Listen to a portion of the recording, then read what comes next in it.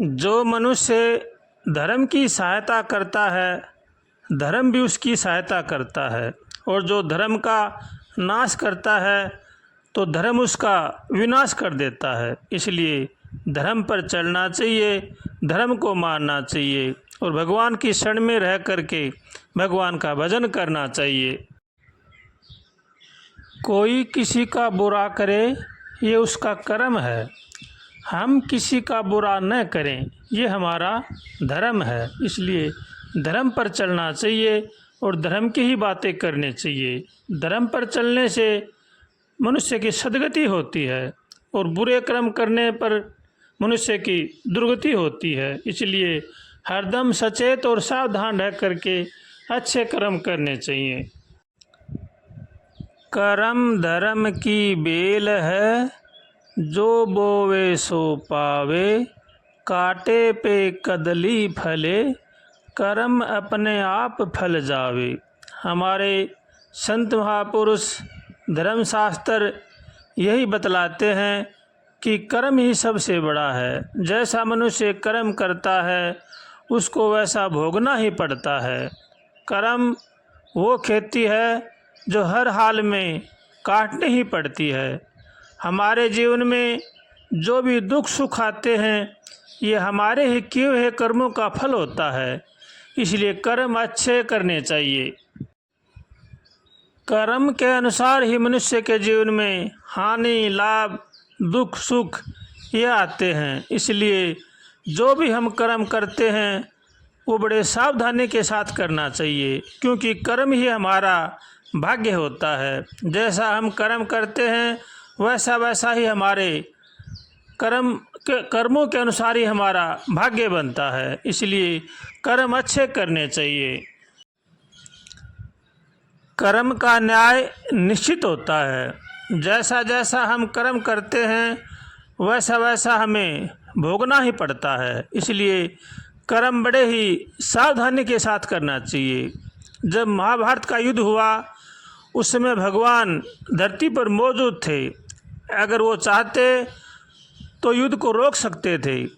जैसे उन्होंने सूर्यदेव को रोक दिया, इसी प्रकार युद्ध को भी रोक सकते थे। लेकिन कर्म वो खेती है वो रोकने से भी नहीं रुकता है, वो होकर ही रहता है। इसलिए कर्म अच्छे करने चाहिए। भगवान की शरण में रह करके भगवान का भजन करना चाहिए। सबका भला सोचना चाहिए और सबका भला करना चाहिए। यही मनुष्य मात्र का धर्म है। जानते सब हैं कि क्या करना चाहिए क्या नहीं करना चाहिए, क्या सही है क्या गलत है, लेकिन जब अपना स्वार्थ हट जाता है तब उस धर्म को भूल जाते हैं। धर्म को भूलना ही बड़ा महान पाप है। हमेशा धर्म को याद रखना चाहिए। मनुष्य को अपना कर्तव्य याद रखना चाहिए कि हमें क्या करना चाहिए क्या नहीं करना चाहिए, क्या सही है क्या गलत है। ये हर मनुष्य जानता है, लेकिन अपने स्वभाव के वश उसको भूल जाता है, अपने स्वार्थ के वश उसको भूल जाता है। इसलिए हरदम सचेत रह करके कर्म करने चाहिए और भगवान की शरण में रह करके भगवान का भजन करना चाहिए। हमारे किए हुए कर्मों का ही प्रारब्ध बन करके होनी बनती है और होनी होकर ही रहती है। वो किसी के टाले नहीं टलती है, होनी होने के लिए ही बनती है। जब राम जी वनवास में गए उस समय भरत जी विलाप कर रहे थे, तो भरत जी को वशिष्ठ ऋषि ने समझाया कि सुनहु भरत भावी प्रबल, बिलख कहूँ मुनिनाथ, हानि लाभ जीवन मरण, जस अपजस विधि हाथ। हे भरत जी, ये सब विधाता के हाथ होते हैं, इसमें किसी का कोई भी दोष नहीं है। जो हमारे साथ अच्छे या बुरे कर्म होते हैं उनमें किसी को भी दोष नहीं देना चाहिए, क्योंकि विधाता जैसा हम करते हैं वैसा ही हमें देते हैं। इसलिए हमारा जैसा प्रारब्ध है, हमने जैसे कर्म किए थे वही हमें आकर के मिल रहे हैं, वही हमें भुगताने के लिए भगवान दे रहे हैं। इसलिए जैसा जीवन में हो रहा है सुख दुख हानि लाभ, इनको अपने कर्मों का मान करके कर्मों का प्रारब्ध मान करके इनको सहन करना चाहिए। भगवान से हरदम प्रार्थना करनी चाहिए, हे नाथ हमें सद्बुद्धि दो, सद्विचार दो, ताकि संसार की बुराई से बचे। ऐसे भगवान से रोज कातर स्वर से प्रार्थना करनी चाहिए। अगर हम कातर स्वर से प्रार्थना करेंगे, हमारे जीवन में दुख सुख आए उनको झेलेंगे, सहेंगे, तो भगवान हमारी सहायता करेंगे।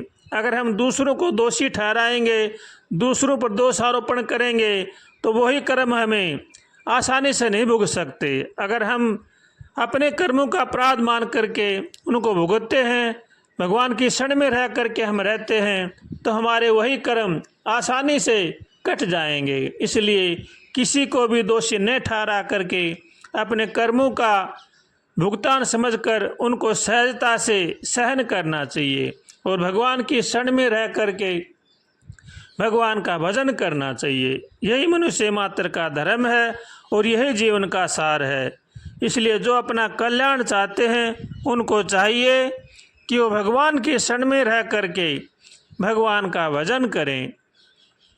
श्रीमन्नारायण नारायण नारायण हरि, श्रीमन्नारायण नारायण नारायण हरि, भज मन नारायण नारायण नारायण हरि, श्रीमन्नारायण नारायण नारायण हरि।